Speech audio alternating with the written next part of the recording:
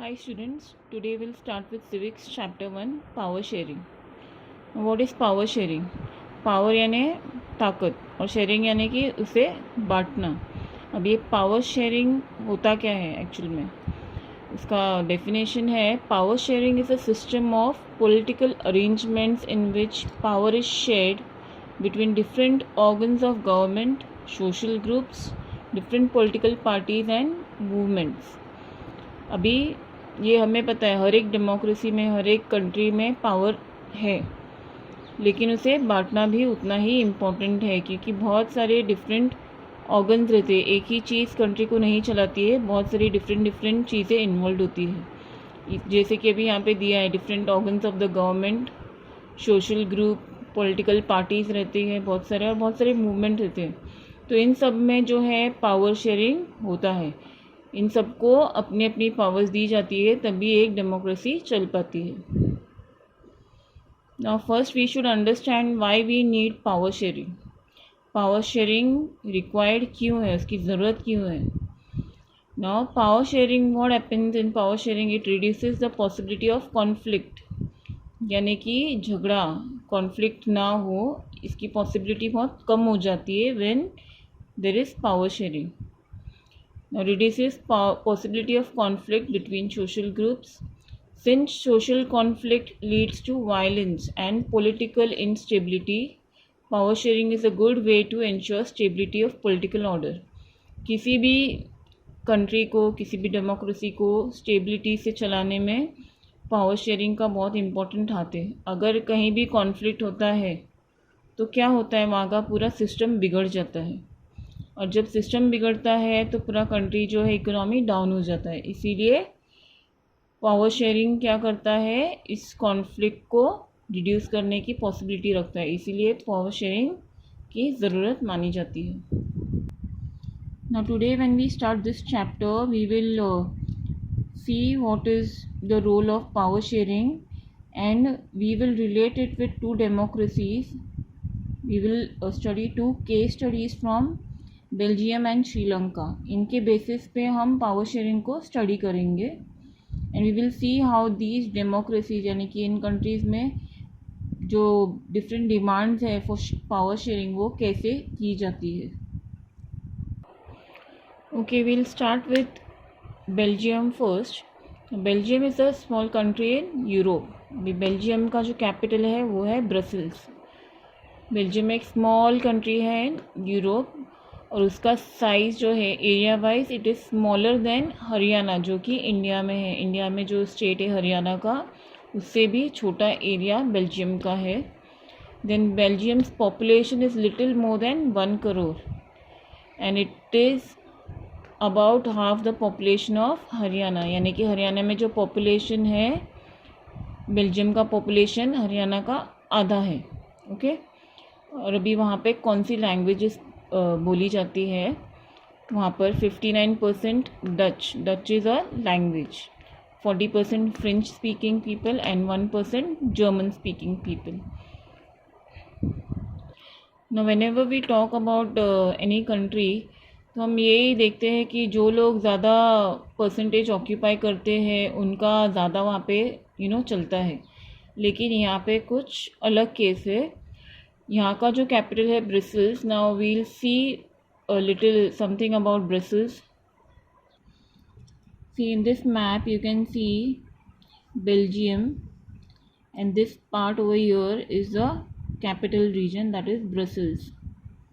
Okay, now we are going to study something about Brussels. Now if we talk about Brussels, Brussels में हम देखेंगे कि 80% लोग जो है वो फ्रेंच स्पीकिंग है और जो 20% है वो डच स्पीकिंग है. अभी अगर हम इसके पहले का देख, earlier we had seen that 59% of this Belgium country it is occupied by the French speaking people and Dutch speaking, 59% were Dutch speaking and the rest 20% were French speaking. लेकिन हम ब्रसल्स में क्या देखते हैं, यहाँ पे पूरा उल्टा हो गया है. जो डच स्पीकिंग है वो बहुत कम है in Brussels, but French speaking is 80% in this region. Okay, और डच जो है यहाँ पे कम है। तो अगर देखा जाए तो अगर इस रीजन में जो लैंग्वेज को लेकर अगर कोई कंट्रोल का पाना चाहता है, पावर में आना चाहता है, तो यहाँ के लोग बोलेंगे कि यहाँ पर ज़्यादा जो है वो फ्लेमिश यानी कि जो ये डच स्पीकिंग पीपल है, तो यहाँ पे उनका राज होना चाहिए। लेकिन यहीं पे अगर हम ब्रसल्स की बात करेंगे तो यहाँ पे उल्टा है, यहाँ पे फ्रेंच स्पीकिंग जो है बहुत ही ज़्यादा है। तो यहाँ के लोग बोलेंगे हम यहाँ पे फिर हमारा राज चलेगा। तो इस तरीके से क्या होगा, यहाँ पे कॉन्फ्लिक्ट छिड़ जाएगी, यहाँ पे झगड़े या फिर राइट शुरू हो जाएंगे बेस्ड ऑन लैंग्वेजेस या फिर किसके पास ज़्यादा पावर होगी। Now ahead in 1950s and 1960s Brussels में एक कॉन्फ्लिक्ट जो थी, लड़ाई जो थी among the people, it arose. This conflict arose between Dutch and the French speaking communities. जैसे कि मैंने बोला था, ब्रसल्स में जो है 80% डच है और 20% फ्रेंच स्पीकिंग थे। तो उनके बीच में कॉन्फ्लिक्ट छिड़ गई थी कि नहीं, वी आर सुपीरियर एंड, और क्योंकि हम लोग ज़्यादा हैं इन नंबर्स तो यहाँ पर हमारी चलेगी वैसे। तो वहाँ के, तो इस कॉन्फ्लिक्ट को लेकर वहाँ के जो लीडर्स थे दे वर टेंस कि अभी जो यहाँ के लोग ही है ऐसे लड़ने लगेंगे तो इस कंट्री का क्या होगा, तो ये कंट्री कहीं आगे डेवलप कर नहीं पाएगी। So now what the Belgian leaders thought, the Belgian leaders came out with the conclusion that we need to respect every community and language, कि हमें हर भाषा, हर लैंग्वेज और हर कम्युनिटी के लोगों की, जो कोई भी रिलीजन फॉलो करते हैं या फिर कोई भी भाषा बोलते हैं, हमें हर कम्युनिटी की रिस्पेक्ट करनी चाहिए। Now further what these leaders did, between 1970 and 1993, they amended their constitution 4 times as to work out an arrangement that would enable everyone to live together within the same country। अब वहाँ के जो leaders हैं उन्होंने क्या किया, between 1970 और 1993 के दौरान उन्होंने अमेंड किया कॉन्स्टिट्यूशन को। कॉन्स्टिट्यूशन यानी कि सर्टेन सेट ऑफ रूल्स रहते हैं जो एक कंट्री को फॉलो करने होते हैं। तो इस सेट ऑफ रूल्स में उन्होंने कुछ चेंजेस लाए, अमेंडमेंट किया। अमेंडमेंट इन द सेंस कि उन्होंने कुछ ऐसे लॉज लाए। अभी ये लॉज इन्होंने इस कॉन्स्टिट्यूशन में 4 बार चेंज किया बिटवीन दिस पीरियड। इस पीरियड के दौरान उन्होंने 4 बार ये अमेंडमेंट लाया ताकि वहाँ के जो लोग हैं वो सुकून से रह सके, उनके बीच कॉन्फ्लिक्ट ना हो, उनके बीच फाइट ना हो। इसीलिए ये अमेंडमेंट लाया गया था, 4 बार ये अमेंडमेंट हुआ था। Now let us further see what changes और अमेंडमेंट्स दे हैड मेड। अब आगे हम ये देखते हैं कि जो बेल्जियम के लीडर्स थे उन्होंने कुछ सर्टन सेट ऑफ मॉडल बनाया था। ओके, इस मॉडल के तहत वहाँ के जो लीडर्स थे वो पावर शेयर करते थे। Now this is very important, this Belgian model, it is asked many times. तो ये जो बेल्जियन मॉडल है ना, विल स्टडी अबाउट दैट। जो फर्स्ट इम्पॉर्टेंट चीज़ था इस मॉडल में वो था, constitution prescribes that number of Dutch and French speaking ministers shall be equal in the central government. यानी कि जो गवर्नमेंट कंट्री को चलाती है, सेंट्रल गवर्नमेंट, वहाँ पर जो भी मिनिस्टर्स होंगे वो दोनों इक्वल नंबर होंगे, डच भी और फ्रेंच भी। यानी कि अगर 5 डच मिनिस्टर्स हैं तो 5 फ्रेंच स्पीकिंग मिनिस्टर्स भी होने चाहिए। Some special laws require the support of majority members of equal linguistic group. कुछ स्पेशल लॉज लगेंगे अगर किसी एक मेजॉरिटी लिंग्विस्टिक ग्रुप को अगर हम सपोर्ट करेंगे। इसीलिए यहाँ पे कैसा था, single community can not make the decision. इसके लिए कोई भी एक सिंगल कम्युनिटी या फिर फ्रेंच या फिर डच ऐसा करके कोई भी डिसीजन नहीं ले सकती है। अगर फ्रेंच और डच इक्वल नंबर में होंगे तो ही डिसीजंस ले पाएंगे और वो गवर्नमेंट बनेगी. Now, the second point in the model is many powers of the central government have been given to state governments of the two regions of the country. अभी central government जो main government होती है जो पूरे देश को संभालती है, एपेक्स पावर होती है.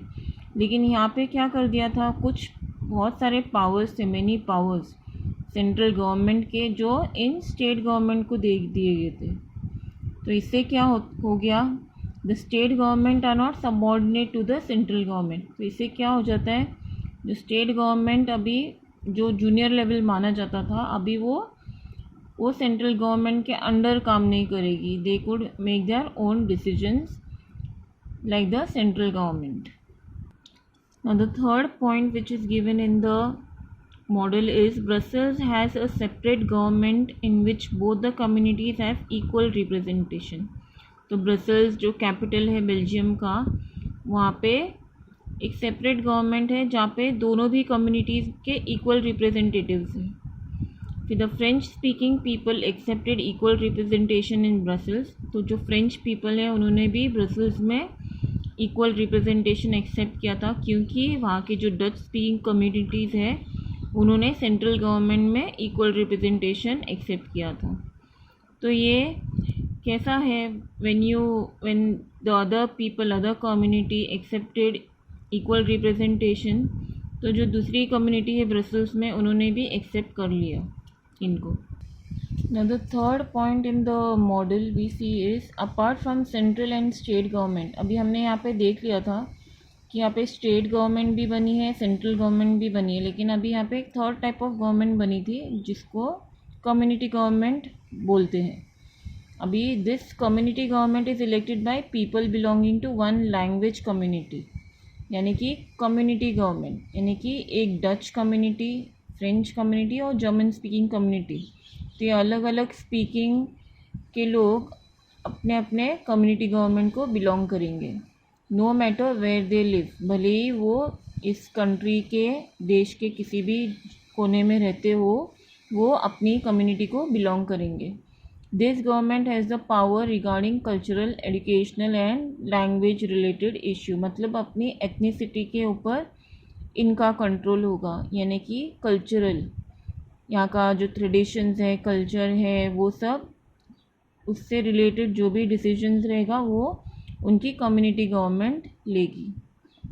ओके, नाउ ये जो बेल्जियन मॉडल है बहुत ही कॉम्प्लिकेटेड है, क्योंकि यहाँ पे बहुत सारे हमने देखे कि जो फ्रेंच स्पीकिंग एक जगह पे बहुत ज़्यादा है, डच स्पीकिंग एक कंट्री के एक हिस्से में ज़्यादा है, लेकिन फिर भी यहाँ के लोगों के लिए ये बहुत ही काम में आया ये मॉडल, इसीलिए इसे बहुत ही सराहा गया था. So you might find Belgian model very complicated. It indeed is very complicated even for people living in Belgium, but the arrangements have worked well so far. They help to avoid civic strife between two major communities.